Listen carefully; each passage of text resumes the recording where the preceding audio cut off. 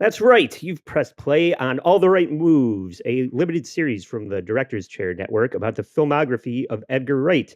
And here we are, the penultimate movie in the filmography as we anxiously await for the Running Man to arrive.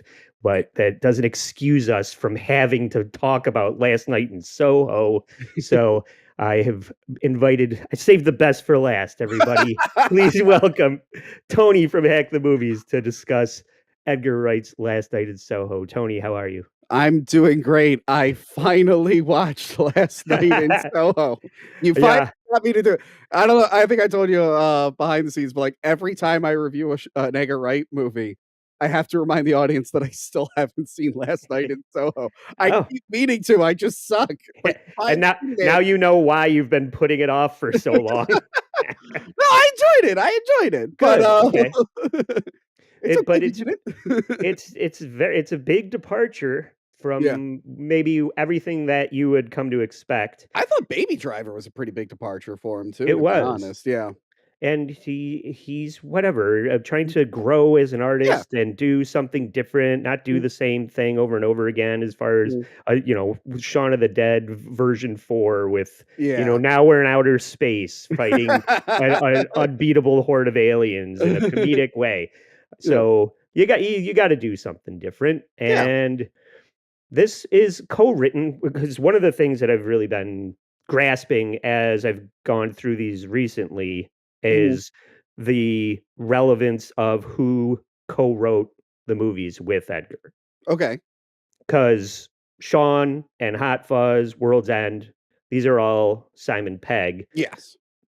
And that personality that shines through, that sense of humor that everybody really enjoys, is so much of that is Simon Pegg. Yeah. Because once you get to Baby Driver, where that was only Edgar. He had no writing partner for that. Yeah. Yeah. And I don't know how much you remember about Baby Driver, You know but what's funny? yeah. I love Edgar Wright.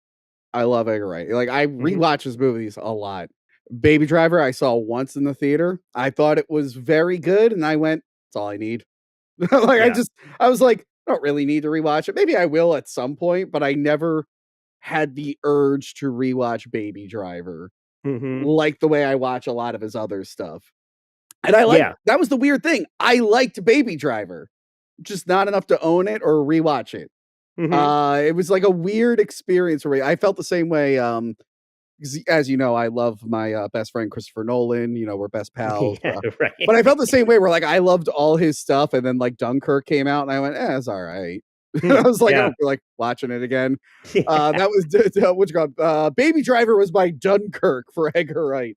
Okay, Yeah. fair enough. That because I honestly we just released that one on before this one, Yeah. and when I was watching it, I just had that feeling that I don't care about the character Baby at all. There's no the way that in Shaun of the Dead they talk about their record collection and video Yeah. games and they really make these characters three-dimensional. That was completely absent in Baby Driver, and it's the perfect point to make about Mhm. the co-writer and why Simon Pegg's character creations of Shaun and like the great performances that are nuanced between Shaun and Hot Fuzz and World's End. Like Nick and Simon Pegg are doing very different character work in Yeah. each one of those movies that are basically just kind of the same movie over and over again Yeah. with a different theme, Yeah.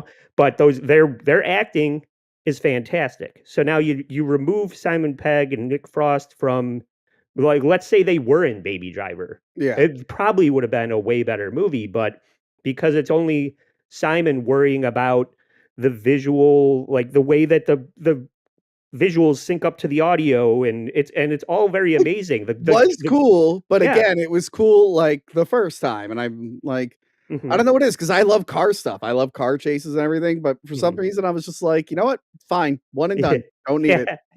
Well, and that's the thing. He does it in so many movies, Yeah. very well in a more special way. And in Baby Driver, it's just kind of hollow, where you're Yeah. just like, oh, I wish that there was that John Hamm and John Barenthal were in this movie a lot more because Yeah. once they're not on screen and it's just baby, it's becomes very It's forgettable. it's a weird thing where it, like, swaps villains, right? Like, isn't Jamie Hmm. Foxx, like, the villain, and then it becomes John Right. Hamm? I and Correct. sometimes that can work. For Yeah. me, I remember that not working.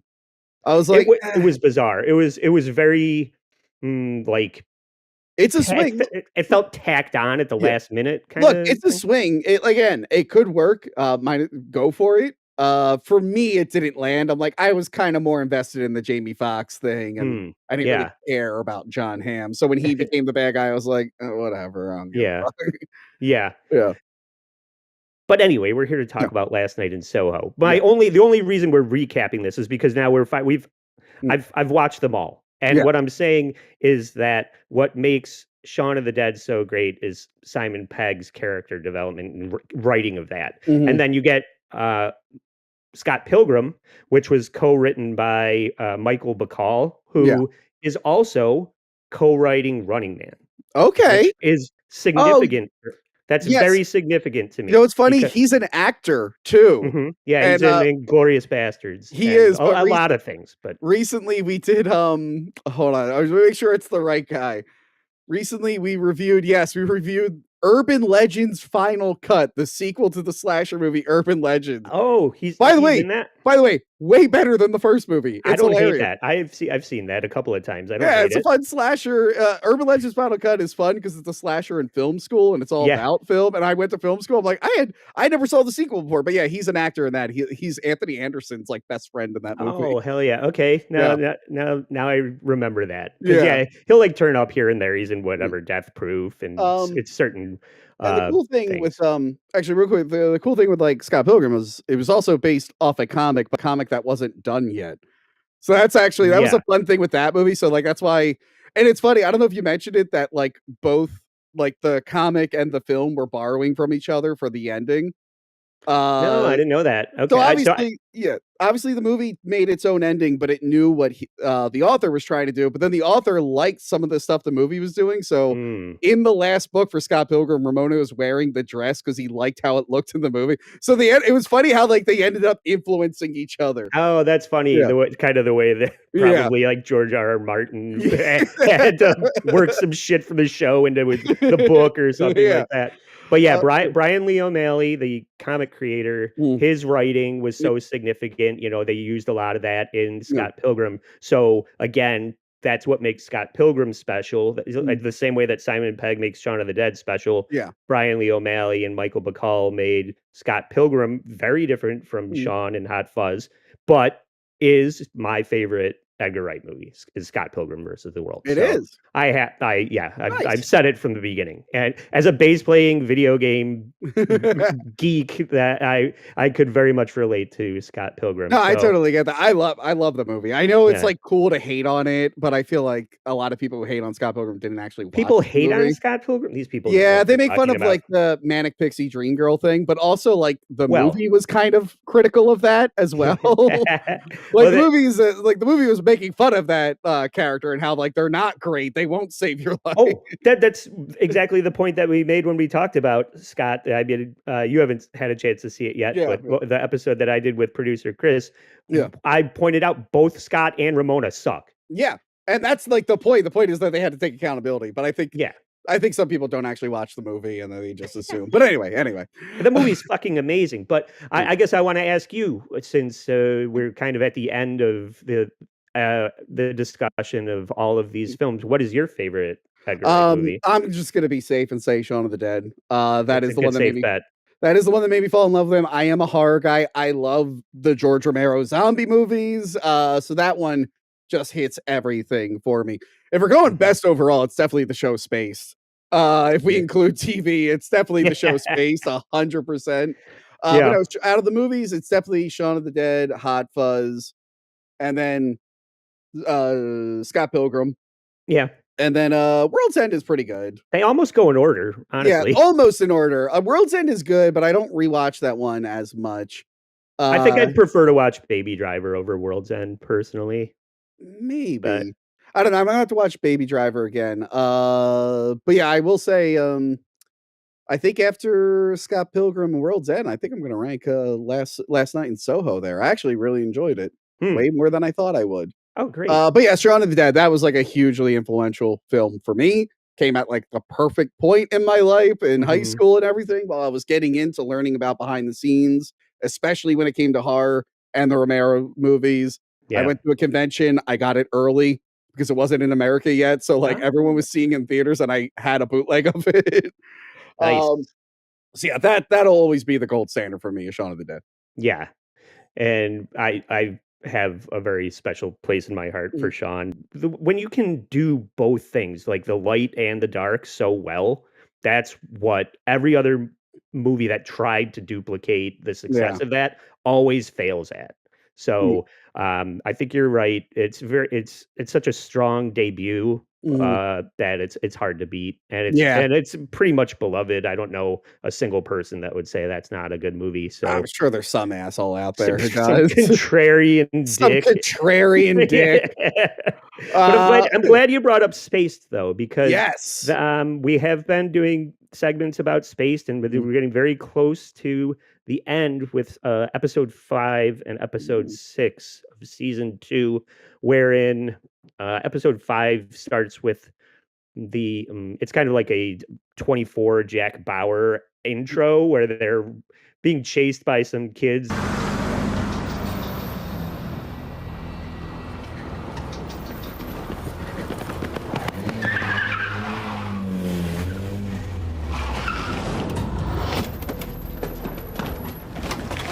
Oh.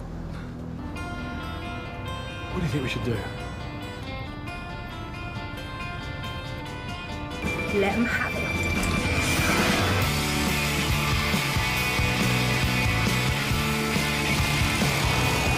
That are trying to get I remember that one. Yes. Weed.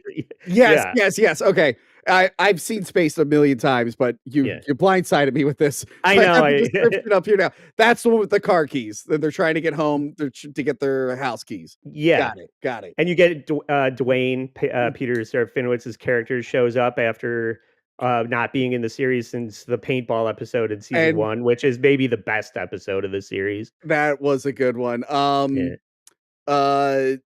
Actually, what was it this season with the male telepathy with the gun shooting? That's this episode, yeah. Wait, that's this episode? Yeah, that's episode 5. Yeah. Okay. Fun fact. Yeah. I made a short film in film school about how I loved that episode, and I tried to like do it in real life, and like the whole thing is me doing fake gun stuff and no one in the film lab reacting because they don't know what I'm referencing. And I remember like I tweeted it to Edgar Wright and like he put it on his blog and like it blew up briefly. I'm like, wow. He like friended me on I might still be friends with Edgar Wright on Facebook. He doesn't use it. But like, yeah, so that was like a cool mode. I'm like, wow, this is awesome. And then like 2 days later, he put out the trailer for Scott Pilgrim and that killed all the views for my video because they were only coming from that blog. Anyway, so I love this episode with the male telepathy and everything. That's probably one of my favorite Spaced moments ever. If a group of women spend enough time together, their menstrual cycles synchronize. Yeah, but men have got that too. Mike. No. Men have got an unspoken telepathy, a biological connection between male psyches. Whether they know each other or not, put a group of them together, always the same. What do you mean? Should we show him, Tim? Mike, I really am not in the... Oh, shit!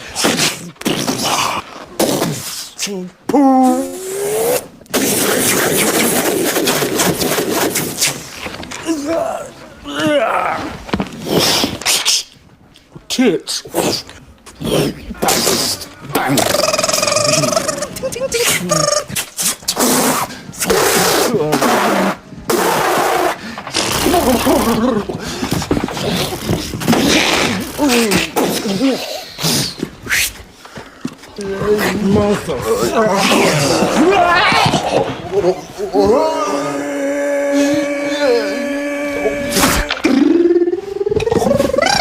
You ready? Yeah. This is a solid episode. I love this episode. Yeah, there's great moments. I really like Drunk Daisy doing Elvis. I don't want to be a tiger, because tigers play too rough. Yeah. then you do get that bathroom scene with the teens that is basically the same scene as World's End. You having a good night? What? Are you having a good night? Yeah. When Gary King is trying to ditch his childhood friends and hook up with the local teens because his friends don't want to party with him anymore. So that really reminded me of that. One thing I like about this, you said Peter Cervantes was in it.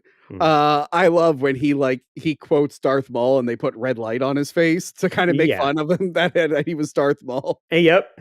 Because at that point, they very much hated Star Wars.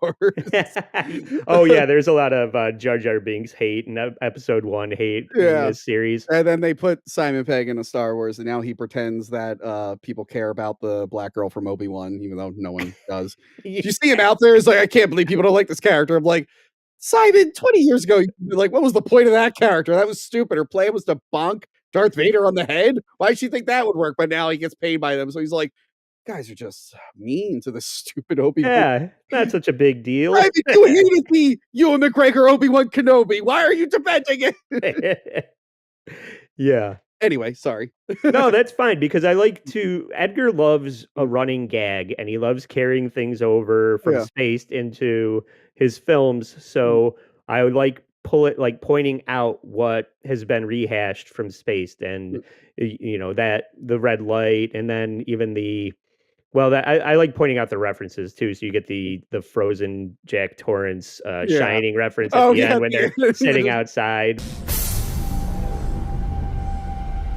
I'm cold.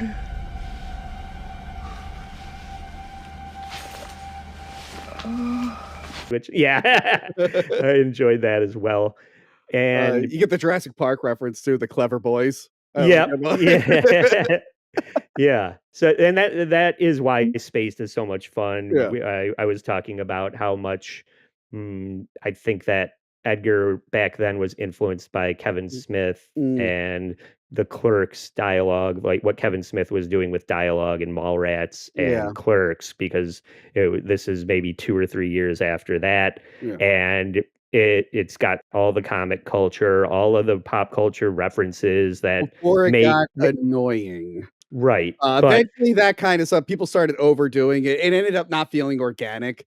You get like Big Bang Theory. It's like, well, no, these people are referencing it because they like that stuff. And then you had writers just pulling up nerdy references and shit. Yeah. And that's how you get like cringe shit like Vito Gesualdi's Super Killer. Like you need to actually care about American superheroes to make these kind of jokes. You can't just be an anime video game guy who's trying to do superheroes because you think you'll get a movie at some point. Yeah. You're not going to get. But just because anyway, you're trying to troll Eric July. Yeah. But it's fun when you go back to watch Space and like the first 3 Edgar movies. Like, wow, it wasn't cringe yet. Other people then made it cringe. And there's a way to do it properly that is endearing. And that's why Simon Pegg's writing was so good and so significant to the success of Spaced and Shaun and Hot Fuzz. So, and then just to recap episode 6, this is the second last episode. It's Daisy's birthday.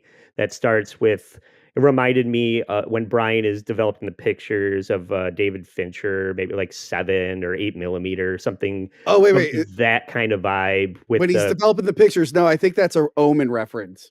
Oh, is it? Okay. Yeah, in the Omen, the photographer, he's developing pictures and he sees like omens of how the people are going to die. I think it's a reference to the Omen. That's a better pull because it's an omen of what's going to happen with everybody's relationship. Andy, I'm starting to think, did you not watch this on your Space season 1 and 2 DVD box set? I did not. Well, if you did, you could have put the reference subtitles on where they mention what every single reference is in the show. Interesting. It has what an amazing feature that is. There's a subtitle track that literally tells you every single reference in the show as they appear on screen. Interesting. Apropos of nothing, I did watch a YouTube video about where all of the Beastie Boys samples come from, and they play like the Beastie Boys song, and then what the actual thing is sampled from. That was an interesting watch, but I could see how You know what I'd like to do is Yeah. try and get as many as that I can get, and Yeah. then see the ones that I missed. Real quick, That would be good. you're gonna want to get that box set. It's actually really good. They have like guest commentators. So they like Quentin Tarantino is a guest commentator on the episode where they reference Pulp Fiction, and it was an accident. They had him on the episode for a different reason. They forgot it was the Pulp Fiction reference with the Pop-Tarts and everything. How funny. Patton Oswalt's in it when he used to be funny. Oh yeah. That DVD is worth it. Look, Bill Hader's on it, and he talks about like in Hot Rod, they were watching like season 2, and someone came to interrupt them, and they were like, "Get the fuck out!" because they wanted to watch the end of Space because they finally got a copy of it. I don't know why I'm plugging the Space DVD box set, but everyone should get it because it's fantastic, Mhm. and it would be remiss of me to not mention that Ricky Gervais is also in episode Yeah. 6 here. Like, Yes, the guy that fucks up Marsha's post for the flat. because So he's not paying attention. The girl's Marsha's telling him like what she wants for the tenants, and so he's like flirting with a girl, and I think she says professional couples only. yeah, And he accidentally writes it into the thing. So Yep. the whole like catalyst for everything was Ricky Gervais not paying attention. Oh, it's professional couple only. Sounds nice. Professional couple only. Professional couple only. Professional couple only. Professional couple only. Professional couple only. Sorry about that, Mrs. Klein. Is that everything? Great. That'll go in tomorrow. yeah. And I love when Marcia goes, I don't think he was paying attention to me. Certainly wasn't. And then, yeah, so then I don't know. I just like to point out the Logan's Run reference, and Yeah. and it ends like Empire Strikes Back. So Mhm. these are all you beloved properties that Edgar loves to shoehorn into space, Yeah. and makes everybody feel like that we're all friends together because we all like the same things. It's a very clever way to endear yourself to your audience. So. Yeah. And then that leaves off with you're wondering if Tim is Daisy's going to admit her feelings to Tim, and if they're going to Yeah. end up together for the last episode. So And like Marcia runs away at the end, right? They have to like find her. yeah, Because it right, ends like Empire that Strikes Back, I think. They right. do the same Mike and pose. Brian go off to try and find. Yeah, and her. I think yeah. if I remember right, one of them is like wearing white and black or something. Yeah, Brian is dressed like Han Solo. And, yeah. Real quick. So plug the DVD box set once again. You're gonna want to watch the behind the scenes documentary that's featured on it, because it has the official ending of Spaced at the very, very end of it. Oh, really? Yep, they secretly work in an epilogue at the end of the behind the scenes documentary, and it's considered the official ending of Spaced. Okay, I'm gonna have to track that down for the very last episode. Or of I'll rip you a this. copy of it. Yeah. Send it to me, and I'll include it when we finally do the review Yeah. for The Running Man, Yeah. which is something that usually I do this at the end of the episode, Tony. But I don't even care about. No, let's save it for the end. I do want to talk about Running Man, but let's get through Last Night in Soho, just Okay. because we're obligated to. We could talk about Spaced and all the other Right. movies that we Like, love. You know how many times in my life I've derailed things by talking about space? This is just one of the many, many times. But yes, Last Night in Soho. It's fresh in my brain. Yes, I'm and pulling up all the characters' names because I forgot them. Hold on. yeah, Eloise is Yes. basically the only one you really need to know. But Well, I just don't want to say things like the black guy. So I want to make sure I have the characters' names up. Thank you very much. Black Pete Davidson. That's what I call it. But I did start off trying to express the significance of the co-writer, and the co-writer for Last Night in Soho is Kristy Wilson-Cairns, who is significant because she wrote 1917, Which I and never saw. Was it good? It is good if you Okay. like World War One movies. It was I don't not like them. it's good. But I will say I watched it once and then never watched it again. So is that the benchmark of a good movie? I don't think so. I'd probably if it was good, I probably would have seen it twice. I don't know. There's plenty of movies that I think are like great, and I kind of only want to watch them once, Yeah. or at least not for many, many years. I'll be Yeah. like, and I'll wait to watch that. That's true. But yeah, so So- I'm very unfamiliar with this writer. So Yeah, I This is was my as first well, and I exposure. was surprised that her other big achievement and credit was 1917. Very different movie than Last Night in Soho, which of course has to start with a musical number.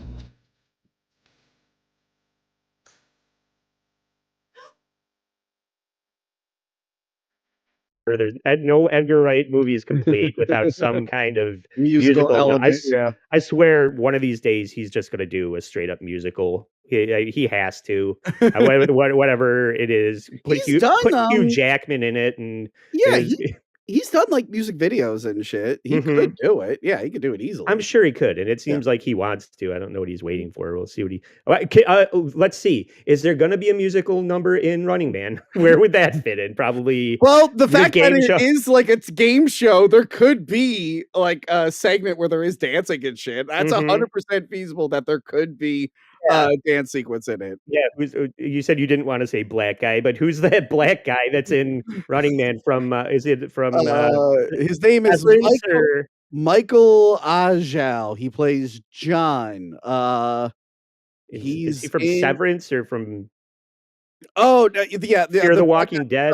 Sorry. The black guy from Running Man. I meant the black guy in Last Night in Soho. Oh, that guy. Yeah, The black guy in Running Man is from Severance, which I Right. haven't watched, but I've seen clips of him in that show. So yeah, that'll I probably. could see him doing a musical number in the Running Man. Yeah. Okay. But I digress. Like Herman. I digress. So yeah, this is the introduction of Eloise Turner or Ellie, whatever. Thomasin McKenzie is that actress's name, who I'm not very familiar with, but I found her very charming in this movie. Her voice irked me the wrong way. She's very bubbly and whatnot. I have only ever seen her in one other thing. Yeah. Oh, never mind. Okay. The bitchy girl in this movie was in another movie I watched. And for years I thought it was this Thomasin girl because I hadn't seen Last Night in Soho yet. But I'm wrong. I see. Never Okay. mind. When we talk about the bitchy girl, I'll bring up the movie I saw her in. Sure. But yes, Thomasin, I haven't seen her in anything. I guess she played a character in Hobbit 3. I haven't seen her in anything. Yeah. I don't really remember from much of anything either, but she gets accepted to fashion school in London, so she leaves her sleepy English town, and you can't forget that they introduce early on that she has the shining. Boy, you read my thoughts. You've got the shinin. You mean shining? Shh, you want to get sued? And she can see ghosts. That's like this is very Stephen King, where it's just like, oh, and by the way, this character, they got the shining and they have some kind of special ability. Let's get back to the story. It's very Stephen King. Like every Stephen King story, someone has a little bit of the shining. They call it different names. Yeah. But that's her thing. She can kind of see spirits. It's also innocuous too, because she leaves her childhood home where her mother committed suicide. We don't do this like in a linear way, Tony. So don't worry about like skipping to the end or talking about something that happens later. But and I'm bringing that up because she sees her mom when she's leaving her bedroom, and then you don't see the mom again in any single way until the very end of the movie. So it was only to really establish that she has some sort of premonition, psychic visions that don't really seem to, like when you say it's like The Shining, but and then she's like lucid dreaming, or it doesn't really seem to be the same thing. I started equating it to Inception, where she's like in a dream within a dream, where that's kind of bleeding into reality sort of stuff. It's because what I think it is, this particular version of The Shining. Again, if you read enough Stephen King, there's many different versions of The Shining. They don't always call it The Shining. I don't know why. I just decided this is The Shining. Fuck it. I guess her thing is that she can communicate with the dead, and knowing the twist at the end of the movie, there's so much dead in that room that she's able to like go into so she's like going into the memories of these dead people. She thinks it's the dead girl, but these dead people. So she's able to like communicate with them because I don't think they can just straight up talk to her. Like her mom can't actually talk to her. They just give them, like look. So I think that's like them asking for her help, kind of. And the best way they can do it is have her go into dreams and have her experience the story. Yeah, but because she has this ability, she's able to do that. No one else can. Right, and I want to maybe ask you, not that I'm expecting you to this answer, but I feel like it's a plot hole since, like I said, spoilers. It turns out that the Anya Taylor-Joy Sandy character isn't actually dead at the end. So when we're saying that Ellie can communicate with the dead, and she is seemingly living this life of Sandy, Mm. who is not actually dead. So But it's just that's my point is that her abilities are innocuous but and they everyone don't really lend them like it doesn't do you any but favors listen, as a listen. viewer of the movie. When she meets Sandy, the very first encounter she has through Sandy's body is her meeting Jack, who is one of the ghosts. There's nothing before that. So I think that is like, I mean, obviously, there's some wiggle room because they want it to be dramatic and a mystery and shit. Yeah. Maybe the ghost can go into Sandy's memories and bring them along with her. Yeah. Again, they can't like actually talk. It takes till the end of the movie for one of them to get a line of dialogue Yeah. out. So I think the best thing they're doing is like, let's just start at the beginning. Who died first? Jack? Okay, we're gonna take her to a memory of Jack. Yeah. Maybe, yeah. So, all right, let's backtrack a little Yeah. bit. She gets to London before anything crazy happens, and she has her bitchy roommate that you brought up. Yes, And Jocasta, played by it's spelled all weird.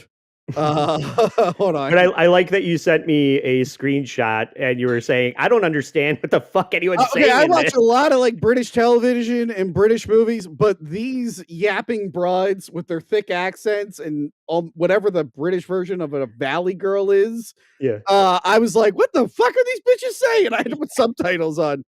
Yeah, it was a little hard to understand them. Sinove Carlson.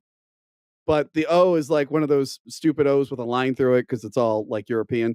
Yeah. She was in a movie called Black Cab with Nick Frost about a haunted cab. Taxi cab? Yeah, Okay. it's not very good. It's not very good. Really? It was a unique role for Nick Frost to take. I was gonna applaud say, I'll him. watch Nick Frost in anything. I'd say check it out just for his performance, but the movie, it's one of those where at the end of this movie, I got it. I mean, the mechanics of how the ghosts are doing stuff are a little confusing, but I remember at the end of Black Cab, I went, "What the fuck was that? I didn't understand any of that shit." But that's the only thing I know this actress from. Okay. And because her and her friends dress up as the girls from The Craft, I finally had an excuse to wear this light as a feather, stiff as a board shirt that a fan sent me. Andy, I have a fan who for years now has been trying to get me to review The Craft Legacy. Do you want to see how bad he wants me to review The Craft Legacy? That's a sequel to The Craft? Yeah, he sent me 3 copies of The Craft Legacy. I didn't even know that that was a thing. Yeah, it didn't Okay. do very well, Andy. It No. didn't do very well. And I like The Craft, so He keeps wanting me to review it. He found a book, a coffee table book about the Philadelphia Art Museum, and he sent it to me, and I didn't get why he sent it to me until a day later when I realized the title of the book was called Crafting a Legacy. He was subliminally messaging me to review The Craft. I haven't done it yet. I don't know out of if I ever spite. will. I don't know if I ever will, Andy. I want to see how Yeah. many more things he'll send me. How many copies of that movie do you need? But anyway. No. Yeah, so Jacasta's a bitch. Right. And this is the catalyst to get Eloise to move out of her dorm room and into the haunted flat of what is the lady's name?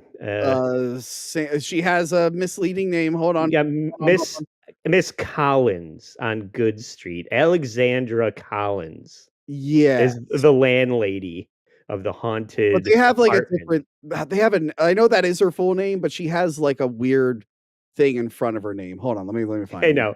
And they keep like throwing it in your face at the end of the movie to be like, get it? Huh? Yeah, they're just calling her Miss Collins, but there was something else that's why it wasn't super obvious at first. Yeah. But yes, I get it. And this is what I was saying previously that the power, Eloise's powers don't make sense because this old landlady is Sandy, who that Eloise starts dreaming and like living her previous life. She is obsessed with London in the 60s as inspiration for her fashion designs.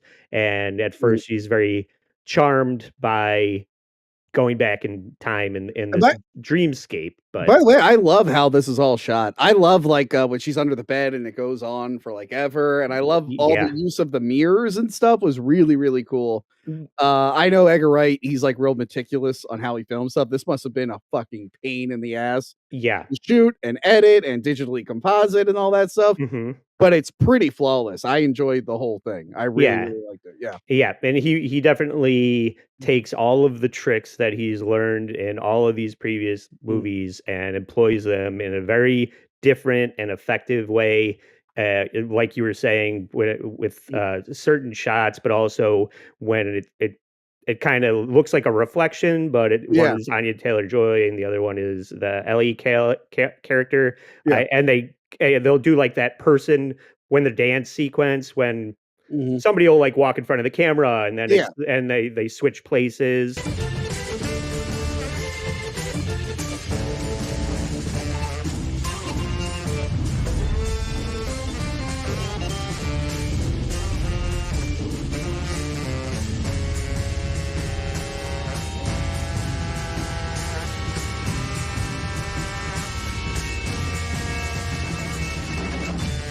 So all of that fast cut editing that is, the meticulous, the menial task edits of Hot Fuzz are basically built out to very, planned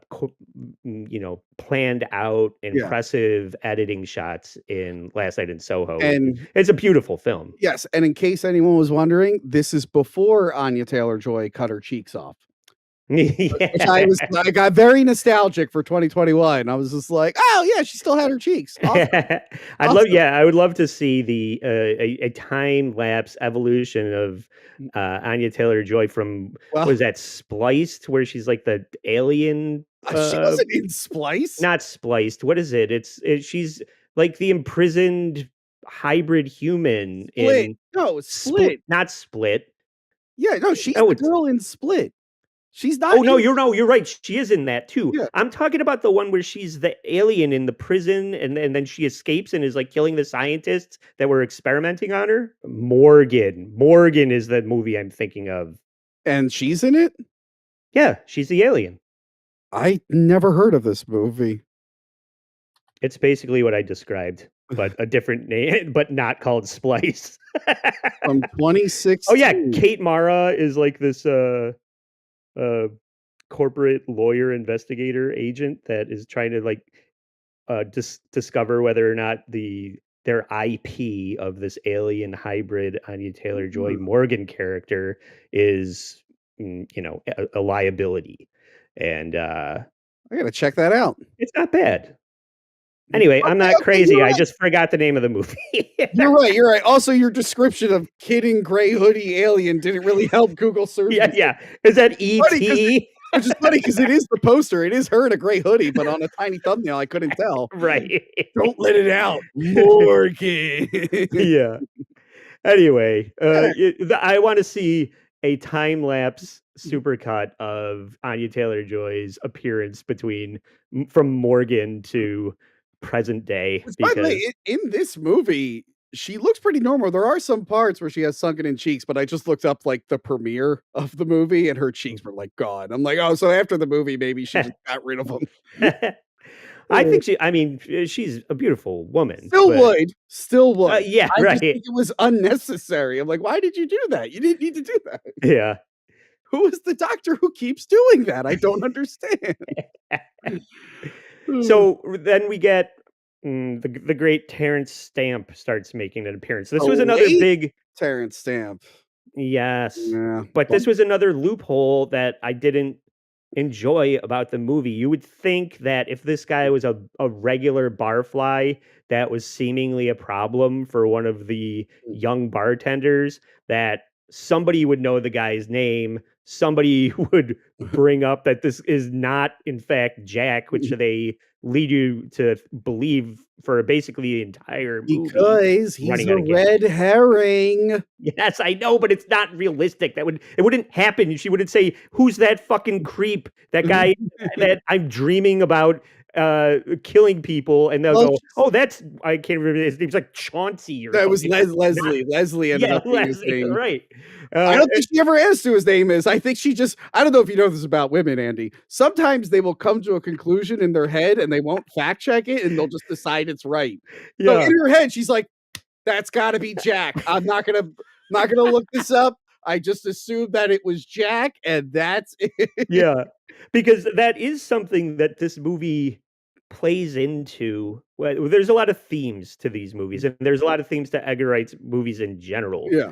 It's very layered and very specific. I Mm. don't want to get into the other movies now, but this one plays more around with, feminine youth and beauty and aging, but also like sanity Yeah. and free will and subconscious, and so a lot of this is significant to the main character Ellie's grip on reality Mm. when you look at it through the history of her mom's death and her powers, and then you juxtapose that with the arc of the Sandy character, Yeah.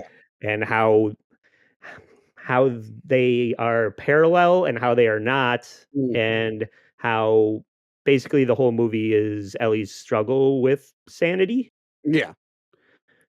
But to your point, when with just women be shopping, or just like you can't, they're just like ruled by their emotions. Mm. At one point, it's just I'm watching this and I'm going, oh, so this is just a movie about vilifying men, and there's no such thing as a heterosexual relationship where the guy isn't a piece of shit. Well, honestly, look, well, I think that's why our character, whose name we remember, and we're definitely not going to call him the black guy, and I definitely remember his name. I'm not David John is the I'm guy. not typing it. It's John. Yeah, I think that's why John exists, to show that they're not all like that. Yeah. Unfortunately, Sandy got into a business at a time where all the men were terrible because she was only dealing with Johns and pimps. Yeah. So it's not like she was dealing with anyone better. She did meet one guy who tried to help her out, and she didn't take his advice. And he regretted it, but then he comes back for more, even though he Yeah. should have running screaming down the street. But Yeah. it should be pointed out that this came out in 2021 on the heels of Me Too. This might as This well is- just yeah. be called Last Night at Me Too London. Yeah. Because Well, I have an issue with the end. But Where it's it's like they all deserved it. I'm like, okay, I don't think every single one of them deserved to be horribly murdered. I'm sure there were real assholes. I'm sure they were just like a lonely, horny guy. I don't think they were all manipulative.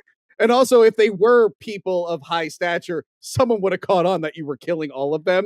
Like, Yeah. you wouldn't have gotten away with it. So she was definitely killing just sad, lonely dudes at one point. Well, exactly. It's like Yeah. you're not gonna take any accountability for your decisions that you made that led you to be in Yeah. the position that you're in, which is what does end up happening at the end. But Yeah. almost all the way up until the last Yeah. 10 minutes, 5 minutes of the movie, it's just like all men are pieces of shit.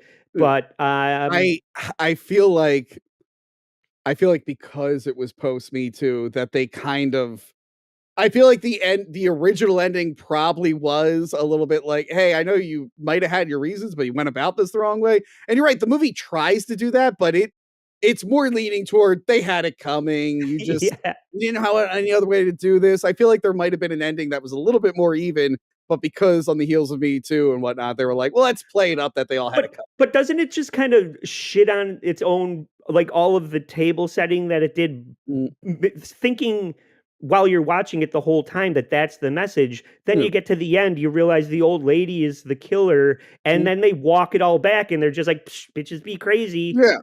And it just like throws at the whole message Well, I of the think last hour and like almost 2 hours out the again, I window. feel like there would have been a better movie that was just like, hey, shitty things happen, but then there is a choice you have to make, and she could have just, I don't know, switched careers, left town. Well, But that's another decided, thing. she decided to just stab and murder people. And I think in a better script at the end, they would have addressed that and shown that the main girl, Ellie, wasn't going to go in that route.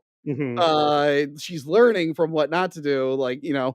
but again, they made it after Me Too, so they played up the whole like it's okay. Yeah, they really leaned into it, I feel feels like. it reeks of like rewrites and adjusting the ending to fit what was going on at the time, which again sometimes can work. Now feels a little dated. Now it feels a little dated. After what's his face, Aziz Ansari got canceled for just having a bad date. Some people started. You remember that whole fiasco? Yes. Did you guys cover that on your show? No, not yet. Oh, dude, you got to do that one where the girl wrote like a whole article and it was just like, and then he asked me to do this and I said yes. And even people who were like super Me Too and stuff were like, wait, so you consented? They're like, your whole story is that you were just constantly consenting to things. And he was asking you if you were okay with it. And you kept saying yes. Yeah. I want to point out how much, like, some of the referential things that I really liked about this, which were I liked the blue and red lighting of the bistro sign. That reminded me of Dario Argento. I thought you meant the blue and red writing I have here. That was a coincidence. I just always sit in blue and red light, Andy. Yeah, you're just bisexual. Yes, I sit in bisexual lighting. Yeah. And I just imagine what it would be like to be. I imagine I'm you, Andy. I see my life through your life. Yeah. You're living vicariously through me. I live vicariously through Andy. You're watching the movies that I watched. But I liked the Thunderball poster when she arrives in old school London, and I liked the fembot Austin Powers, Anya Taylor-Joy outfit. That was delightful. We didn't mention it. The older what's-her-face is Diana Rigg, who was Emma Peel in the Avengers, the British Avengers. The spy. Thank you you for saying that, because I knew that I recognized her from about 100 things, but I did not realize that's what she was famous for. I feel like that was like kind of in that era too. I do like the whole Bond girl aesthetic for the whole movie. But that also kind of plays into Me Too, because now people look back on old Bond movies and they're like, those are kind of sexist. They were accepted at the time. No shit. But they are kind of sexist. You don't say. Is that a meme that they're taking all the guns out of the Bond posters, or is that real? It might be real. They do that sometimes. I remember. That's so stupid. I remember back in like 2007, there was like a controversy with stamps because they did an Audrey Hepburn stamp, but they airbrushed out the cigarette that was in her hand, so she was just sitting like this for no reason. Yeah. I feel like they're just doing it to put it on like the thumbnails and stuff. They're not taking it out of the movies. Yeah. Right. That would be insane. Yeah, it's just like, hey, we'll not get in trouble if we don't have a gun on the thumbnail on our app, and like because if they're uploading it to like YouTube's kind of weird with guns in the thumbnail. It's stupid. Andy, it's fucking dumb, but I get it. Yes. Okay. Yeah, I get it too. And I recently went to Disney World, and they have taken the hung guy that kills himself in the lobby, like when the lightning crashes and you see the guy hanging from the ceiling. Oh, in the Haunted Mansion? Yeah. They've taken that out because I guess they don't want to. Kids think that suicide is an option, which fair enough. It took them a really long time to decide that was problematic. Yeah, I know. What the fuck? It's so cool, but it's okay, let's not put that option on the table for someone kids. Finally went like, hey, you know what? That might be a little too much. Yeah, it was, but that's what makes it so great. It's probably the scariest part of that ride, but the one change that I do agree with in Disney World and Disney, like the Disney theme parks alone, is the only place I'll allow this, is not letting Jasmine have her bare midriff. I remember people are like, they cover Jasmine up at the park. I'm like, yeah, that makes a lot of fucking sense. There's a lot of weird dudes at that park that probably get a little handsy. I don't like that when they remade the movie, they put a hot babe in it and they covered up her midriff. I'm like, what the fuck? In the movie, it's fine. What the fuck? Anyway. Yeah. Well, I mean, it's a cartoon in one place, and then in Disney World, it's a bunch of prepubescent kids getting boners. When I saw people complain about that, naked. Yeah, when people complain about that, I was like, nah, it makes sense there. It was weird that they weren't doing that in the beginning. Yeah. So then I have in my notes, is Matt Smith handsome or just tall? Because I think he does a good job of being charming and then also a creep. But when they first introduce him, I'm just like, this guy looks like a fucking Dick Tracy villain, like Matt Smith, without the makeup. Like he looks like he should have been, with Flat Top and Al I Pacino. know. Matt Smith has always looked weird to me. I mean, obviously we all love him as Milo and Morbius. But when they gave him his vampire face, I'm sure you know Morbius like the back of your hand. I don't think they needed to make it digital. They could have just given him No. fangs because he already looks weird. Bizarre looking person. But he was he's British. He's British and has nice hair. So And anyone that was ever Doctor Who gets a pass into no, an 'cause Edgar Wright film. only this modern generation of Doctor Who fans from like the early 2010s, who were just like sad girls who liked handsome British men. Isn't it funny once they made him old and turned him into a woman and then a gay black guy, women just stopped talking about Doctor Who? Did you notice that? You notice when they made him like an old guy, obviously you're going to keep some of them around because some girls have daddy issues. But when they made Doctor Who a woman and then a gay black guy, every woman I know who loved Doctor Who just stopped talking about Doctor Who. Yeah. Funny how that works. It's almost as if they were in it just because it was handsome British men. How shallow. It's just so funny. Talk about like not understanding your audience. Like, no, women pretend to do all that liberal stuff, but they want a handsome British man at the end of the day. What are you doing?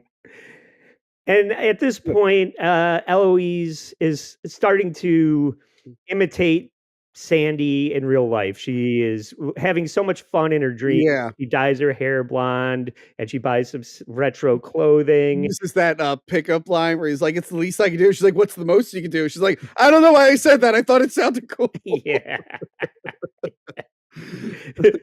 But seriously, go down on me.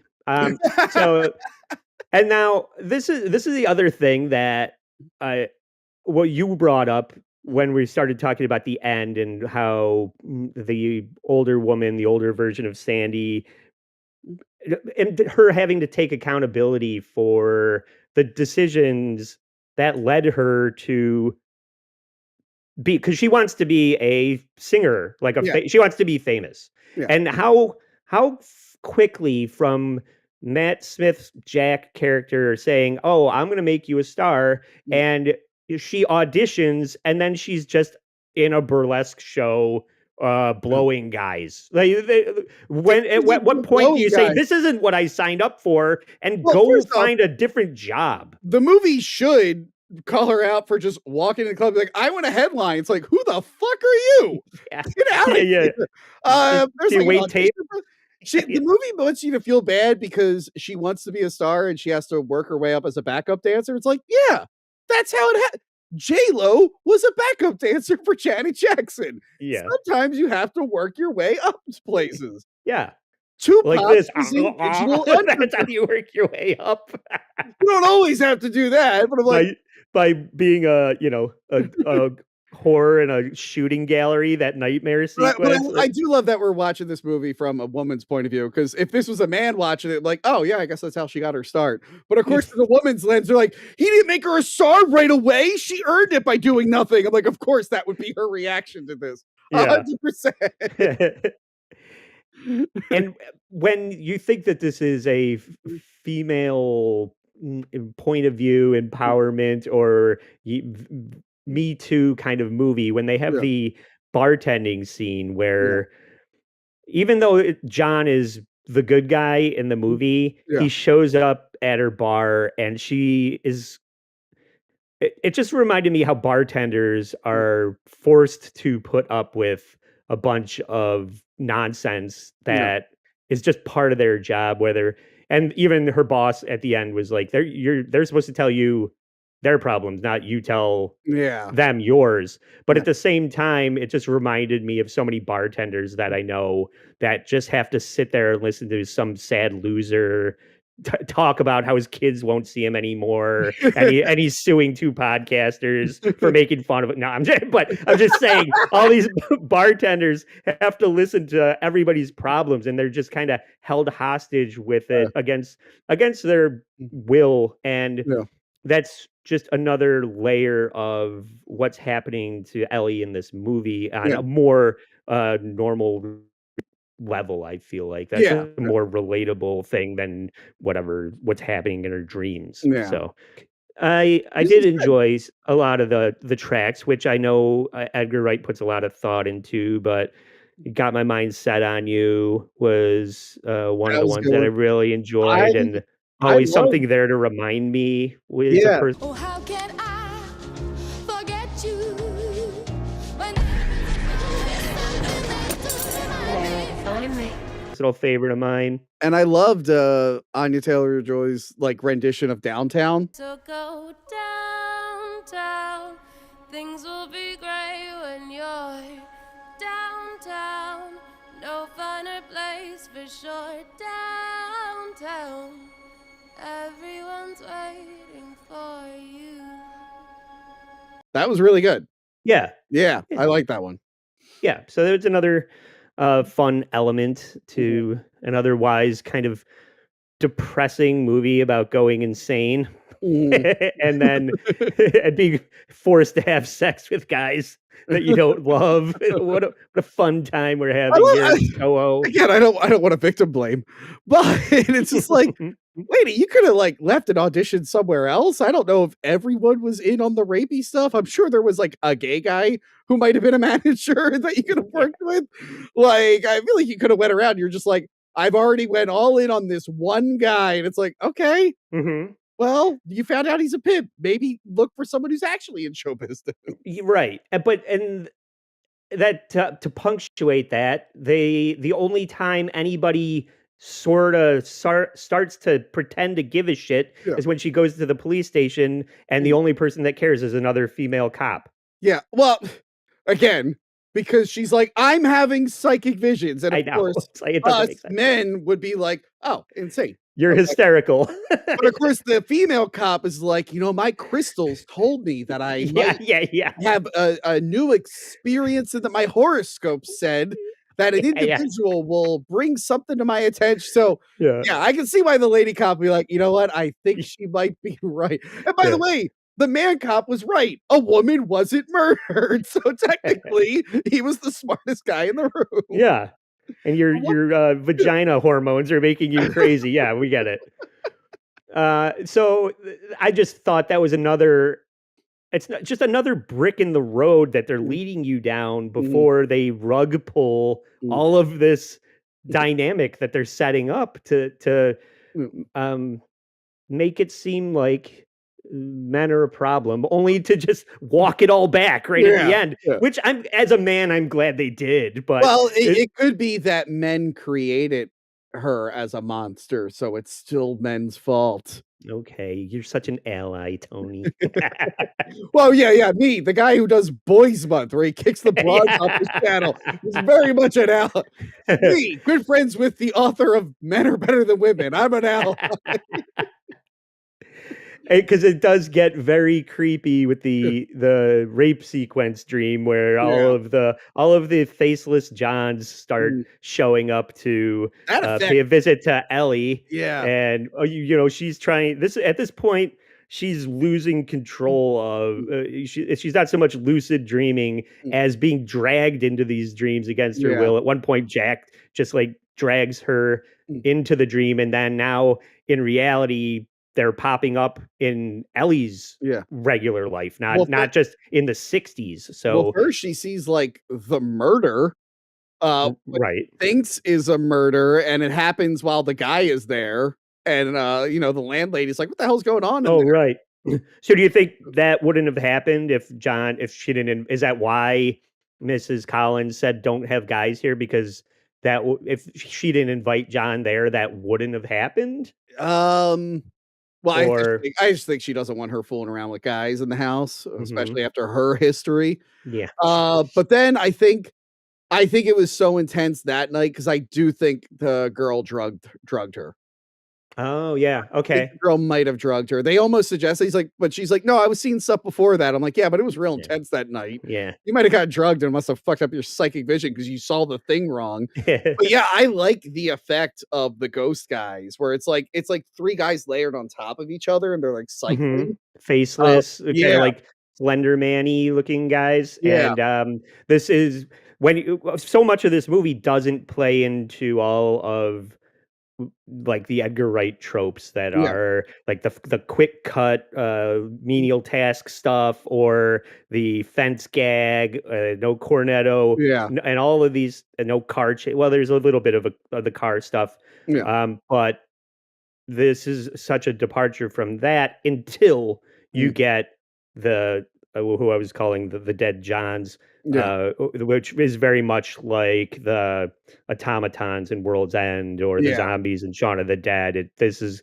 kind of something that you would expect It's Edgar like, Wright to yeah. do, especially with the library scene where they're just Where kind she of like almost surrounding her. she almost stabs the woman in the head.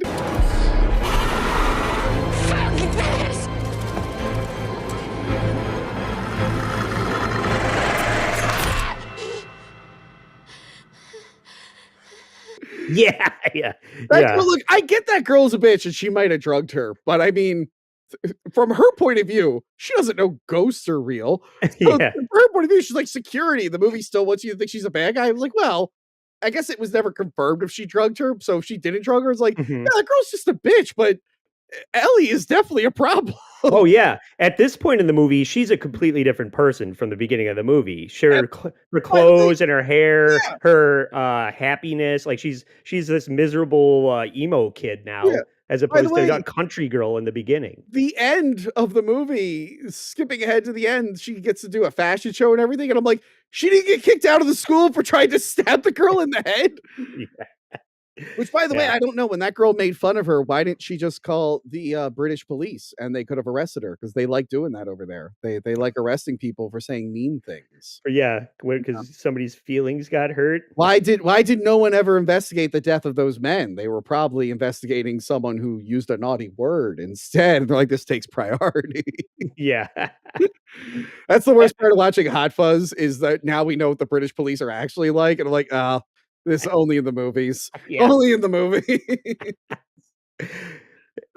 I guess I forgot how you just saw it, so you didn't know Yeah. how it was going to end. And I had watched it and I forgot how it ended. But when I Mm. was taking notes, I wrote, "Is sex work, or are women victims?" Like, what are we? Uh, What's the message we're trying I to don't say think here? in the 60s from her generation she would have considered it legitimate work. Now, as a sex worker, I do have an OnlyFans. As now we know it is legitimate work. Yeah, But she's still using the W word, which I don't think modern sex workers appreciate so much. yeah, He's like, yeah, being an actress and a whore is kind of the same thing. yeah, I was waiting for Ellie to be like, you're not supposed to say that anymore. yeah. Come on, Grandma. Yeah,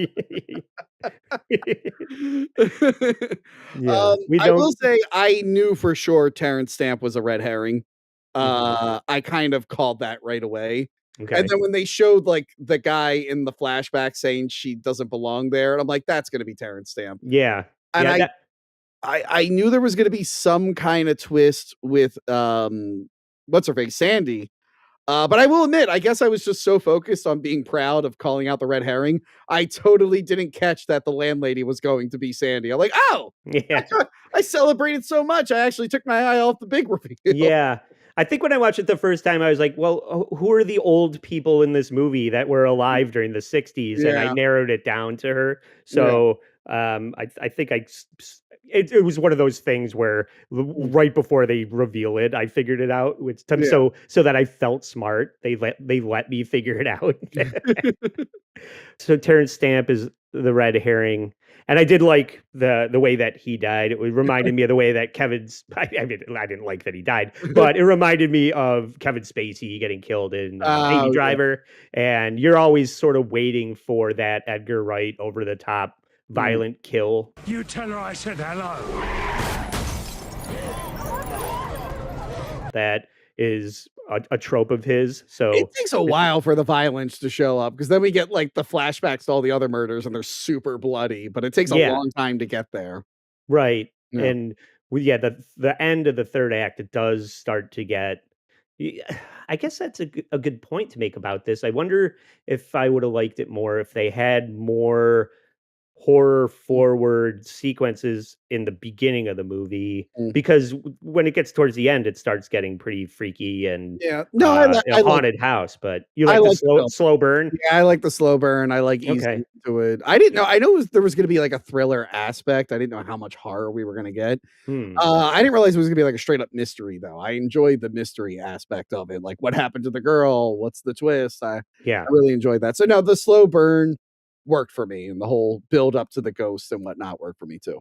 Yeah. And I agree. I like a good mystery and figuring out why things are happening. So that reveal that the old lady was actually, you thought that the Jack or whoever would, I guess that is the question. Like, why were the ghosts of the dead Johns showing up?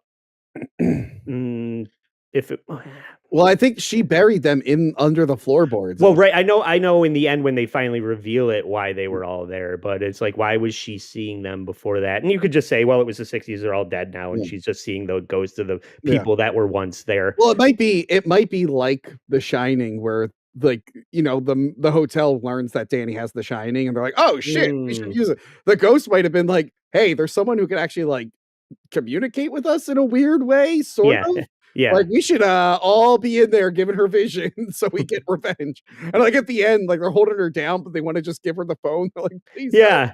I guess their souls can't rest until she dies. Yeah. And they're reaching out to her for help instead of attacking her, which you think the whole time. Yeah, it was a little confusing, but in a way that leads to the big reveal at the end, which is cool with the fire and the when they're, I guess I did not like that sequence where it looked like Sandy was on the spectral staircase. It's really the old lady chasing her up the stairs, and I didn't think that looked very good from a visual effects point of view. It looked maybe there was some awkward green screen in there, unfinished. And maybe it wasn't entirely necessary. There were like reshoots at the end. I'm not sure, because that's usually like wonky digital effects at the end of a movie usually signifies like reshoots. So I guess I got that impression from that sequence, but it did remind me a little of the fight in Scott Pilgrim where they're on it was reminiscent of that. So I like that about it. There might have been in the original ending, there might have been a scene where Ellie's like, hey, I get that you killed your pimp. Why did you keep soliciting men just to murder them? It seemed like you were out of it at that point, and you clearly just became a landlord. Why did you?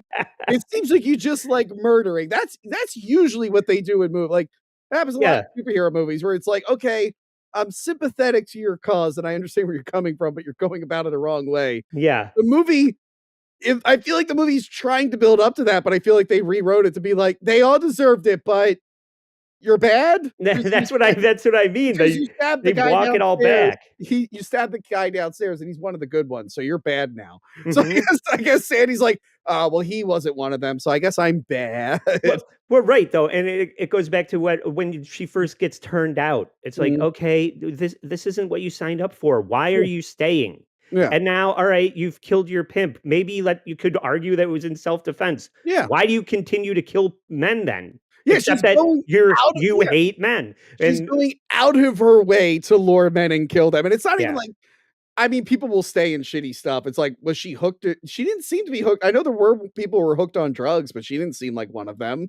Yeah. Yeah, she was drinking a little much, but she clearly kicked that in her old age. And it seemed, but there was a lot of people getting like tying off in that nightmare sequence. Yeah, but I don't know if the blowjobs and the heroin.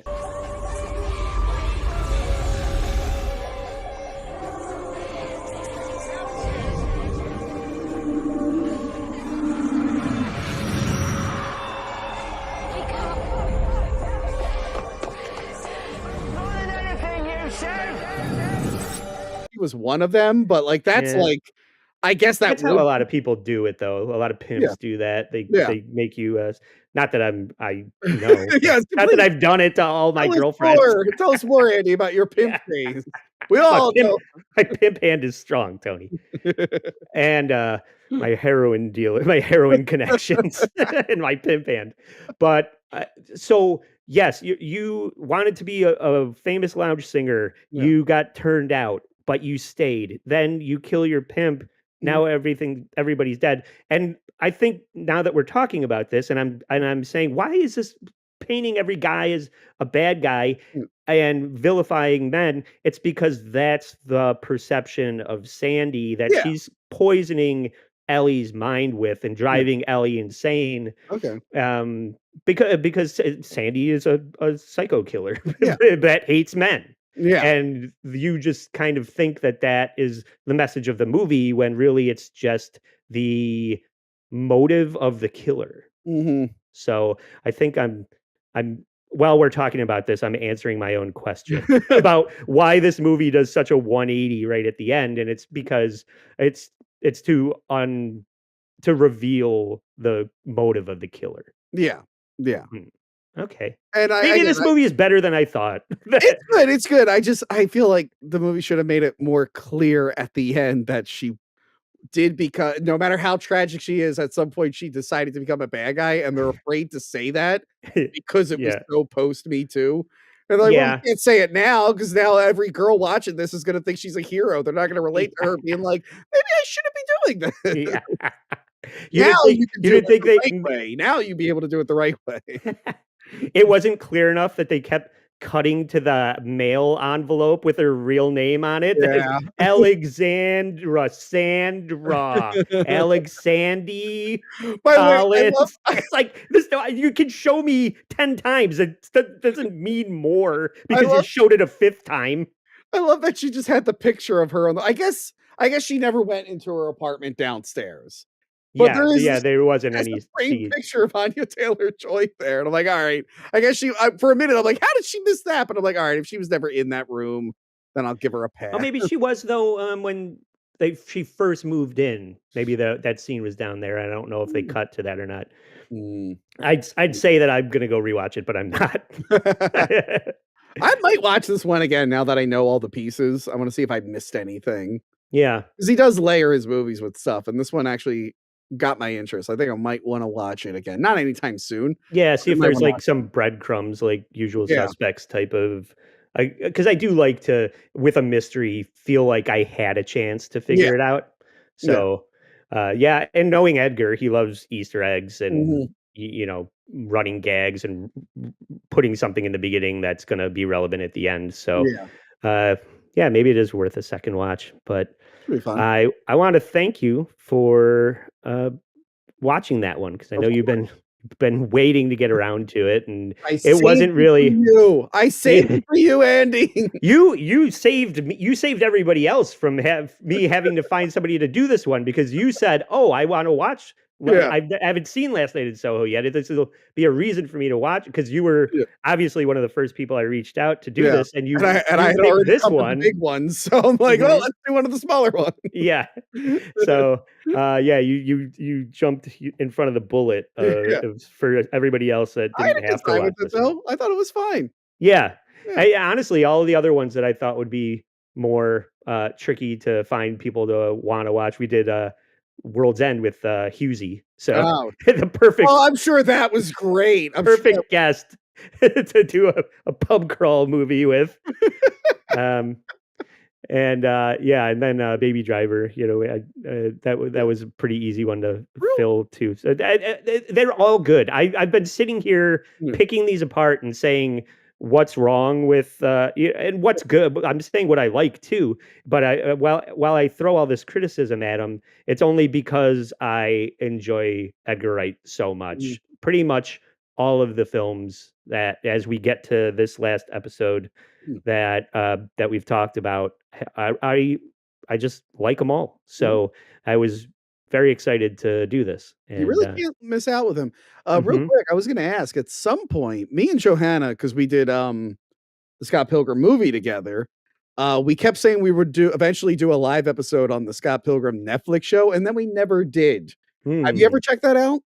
I swear I've seen the first one or two, but I forgot it even existed. So I think, you know what happened? I think it was coming out like week to week. Yeah. And I watched the ones that were available, and then they stopped being available, and then I forgot it existed. If at any point you want to do that, the problem with that is it's a continuation of the comic, but it has the voice cast from the movie. That'd be fun to do at some. We should try to do that at some point. I wouldn't mind doing that, and I've been trying. I didn't mind that show. Yeah, I thought the show was fine, but mm-hmm. a lot of people watched the first episode and they were like, "Up, woke," and I'm like, "Oh, come on, guys, check it out a little bit." It's not what I would have done with the Scott Pilgrim show, but it worked. It worked for me. Mm-hmm. Maybe we can do that in the future. Yeah. Well, at least they didn't make Velma a different race or something.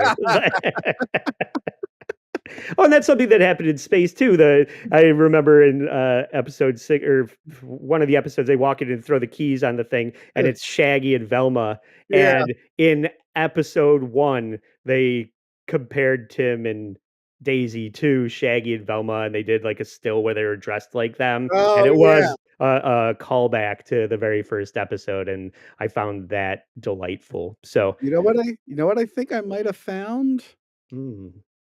Yep, I found it. If we should do a bonus thing, the spaced unaired 2009 US pilot. They remade Space for an American audience. Really? Oh yeah. Will Saslow, I think, is the Mike character in it. Okay. The pilot never. I remember seeing clips of it years ago, but I'm seeing on Reddit now someone uploaded the full spaced pilot from 2009. I think we should take that'd be a fun Patreon bonus. I want to do that. I'll live react. React to it live. Okay. Let's do that. Let's set that up at some point. Yeah, and the Scott Pilgrim show. I kind of want to look at some of the other tangential Edgar Wright stuff. That Sightseers movie that Kaylee brought up on her latest episode. Yeah, and then he was very close to directing Ant-Man as well. And I feel like when you story and everything, when you watch Ant-Man, it feels like an Edgar Wright movie. So maybe that could be a follow-up companion episode to Attack the Block is good. Oh yeah, I bring up Attack the Block, and Nick Frost is in that. Yeah. So did Edgar produce that? Yeah, he produced it. Oh, I fucking love that. The creature design of those. Yeah, if I remember right, is awesome. If I remember right, the director of it is Joe Cornish, he's usually Edgar Wright's cinematographer. Yeah. Or co-writer. It looks like it's his co-writer, not cinematographer. Yeah, like he helped write Ant-Man, Adventures of Tintin, and a bunch of other stuff. So yeah. Great. Yep. Yeah, that makes sense because I love Attack the Block. And how did I not know that? Since even just Nick Frost is the biggest clue, but then you have the kids look like the kids in Hot Fuzz. When they're like wrecking. Yeah. So that makes total sense now that you mention it. But I have to ask your hopes and dreams and opinion of Running Man. What is your thoughts about the original and your anticipation of the new one? Running Man, the movie, is probably my top 4 favorite Arnold movies. Let me think. Predator, obviously, number 1. Conan the Barbarian, number 2. Total Recall? Total Recall is good, not up there. Not what you're gonna say? And I think Running Man might be Kindergarten Cop. No. No, Running Man for sure for me. I remember seeing it when I was like far too young to be watching it on HBO at my grandmother's house, not knowing what it was going to be, and it just blowing my mind. So yeah, no, I love the original Running Man. Having said that, knowing a bunch of Stephen King fans, the one thing I hear is that it is like almost nothing like the book. Right. So when it comes to remakes based off a source material, I'm usually more lenient. Like everything in me should be like, oh, fuck that remake. Oh, fuck that. But I'm like, nah, if it's based off a book, I'll give it a pass, especially since as much as I love Running Man, it's not like the book. I am going to listen to the audiobook before the new movie comes out to see how close it is. Okay. Because sometimes they'll use the book as an excuse for it to be different, and then it's nothing like the book and it sucks. But I am pro the new Running Man. Oh, also number 4 is Terminator 1. Yes, Terminator 1. more than Terminator 2. Because my boy Glenn Powell is in it. And as you know, me and Glenn Powell are like the same person. Did you know that, Andy? Obviously. Yes. Well, we were both. I thought I was talking to Glenn Powell this whole time. A lot of people do, because in Twisters, he was a YouTuber, sold shirts with his face on it, and we were both in The Dark Knight Rises, and we're both extremely handsome, and our butt looks good in jeans. People often say, "Is that Glenn Powell?" And I go, "No, ladies." I'm Tony from Hack the Movies. I have a beard. I'm different. The comparisons don't end. It just keeps going I do like Glenn Powell, though. It's funny. It started off as a joke, but now I'm just like, actually really I'm excited for his show, Chad Powell. I'm excited for that. I remember him back when he was on Chad Radwell on Scream Queens on that Fox show with Emma Roberts, and he was fucking hilarious on that. So I've been aware of this guy for a while, and I'm glad to see him. The trailer for Running Man was a lot of fun. It was a lot of fun. I'm like, all right, I'm on board with this. It looks like a good time. Yeah. I'll read the book. But I honestly, if it sucks, it's not like it's gonna ruin the original Running Man for me. Yeah, I don't. Yeah, I really enjoy the original Running Man. Enough time has gone by where I think it can be mutually exclusive, and Yeah. the book is different enough from the Arnold one that we can enjoy this for what it's going to be and not hold it too precious to the Arnold one. Yeah, I think it's a perfect story for Edgar based on what I know of the Arnold one with the various villains versus the way that like Scott Pilgrim has all the different villains that he fights. It seems like a 1-to-1 kind of pacing that Edgar is going to be able to lean into. And especially when like I said at the beginning, Michael Bacall and Edgar are co-writing this one together, which, and everything that I just described are Scott Pilgrim and Running Man being similar. So I think it's going to work. And if I'm wrong, then I will come on this program and admit that the movie sucked, but I don't think it's going to. And if you have a chance to watch it opening weekend, I think we're going to do a live stream where everybody that participated in the reviews of the whole catalog will have their chance to say what they thought of The Running Man. So I'll probably dip in for that. Yeah, I'll let you know about that. And do you have anything that you would like to plug at this time as we get to the end of the show? Just Hack the Movies. Follow me on Hack the Movies. New episodes once or twice a week. Put out little bonus videos here and there. I've recently started live streaming games again. I don't know how consistent I'll be at the time this airs. What are you playing? Right now I'm playing Silent Hill F because I reviewed the first Silent Hill movie and just coincidentally a brand new game came out. So I was like, I guess I never actually played a full Silent Hill before. Okay. And this one is so far removed because it's in Japan or whatever. So I'm like, I guess I'll start with the one that's least like all the other ones. You're like, Halloween 3 is my favorite Halloween movie. Okay. Well, I wanted to play the remake of Silent Hill 2, but there's like a year-long exclusivity to PlayStation. And I'm an Xbox guy, so I'm like, I gotta wait until that runs out. Luckily, the new one was on all platforms. So I'm like, good, boom, got it. But yeah, just follow me on Hack the Movies, patreon.com/hackthemovies. You can sign up for free. I put my public podcast feed there, so it's got better notifications. You should do that if you haven't done that yet. We'll talk about that off air. So better notifications because YouTube sucks with notifications. So all the free videos I also put on Patreon, so it's like becoming your hub for everything. Nice. And, look up where I'm going to be next. Unfortunately, not all 3 days of Monster Mania because I forgot to buy a table. Oh no! So keep an eye out on where I'll be next. Fantastic. And I want to thank everybody for checking this out. Please be on the lookout for the final live stream of Running Man. I'm sure I'll take Tony's advice with notifications. So if you haven't, hit subscribe, like and subscribe to this channel so you know when the Running Man episode is going to come out. And if you want to support the show financially, please find us on Patreon at bit.ly/staysorry. And if you're thinking about missing the next episode of All the Right Moves, don't.